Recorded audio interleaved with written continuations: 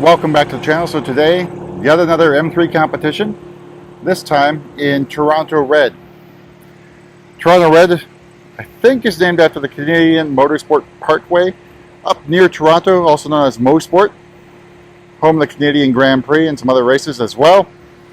I think it first appeared on the X3M and X4M, and now a standard color on the M3 and M4. So we've had Toronto Red in here before in the M4, just the base model with just a couple options. I think the two notable ones there are carbon bucket seats and carbon ceramic brakes, manual transmission of course. But this one, I think retail MSRP is $83,000 with a few options on it. We got the Shadowline lights executive package. You can tell that, at least with the 21s, it has laser lights. So that's a sign for a 21 of having the executive package in most cases. There are some exceptions, just like that Toronto Red M4, which had the laser lights as no charge. Did not have the exec package. We've got the 826M wheels, bi-color, with the blue, the standard blue calipers. The M3 Comp also gets all the blacked out stuff as well. Nice air breather, side gill, whatever you want to call it. But Toronto Red, I think, is a pretty good looking color. I think it's a little bit more orangey, especially compared to Rosso Corsa. It's a much brighter red. You can definitely see some orange undertones with the flaking. So out back, we got the familiar quad exhaust, black chrome, 100 millimeter exhaust tips, M3 competition badge in gloss black. But I think the M3 Comp looks really, really good in red.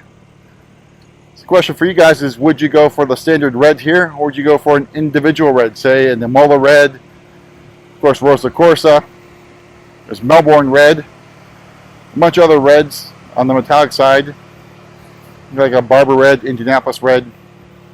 Let's take a look at the inside. So, alright, so interior wise, we've got full Tartufo leather. That is a brown, a very rich brown, combined with black leather as well. So full leather gets you leather on the door sills as well as the dashboard, and a little bit more lower dashboard as well.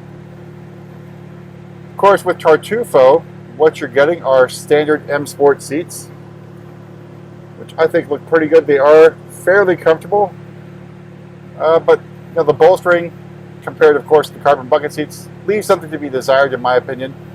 And these are fine seats. I think if I'm spec'ing one, I'm definitely going with the carbon buckets. Although, of course, that makes ingress and egress a little bit more complicated.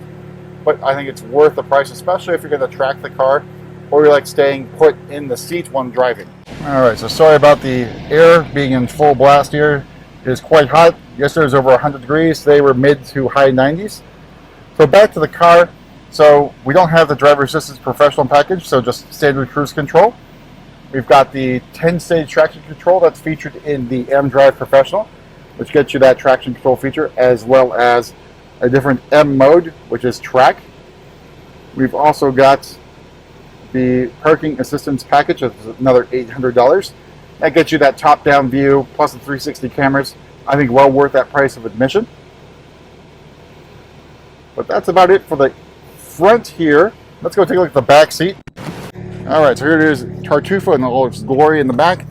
So I think one thing that's missing here, you got the M carbon bucket seats with that glorious back, plus you get more leg room if you care about those things. M Sport seats standard don't give you as much leg room.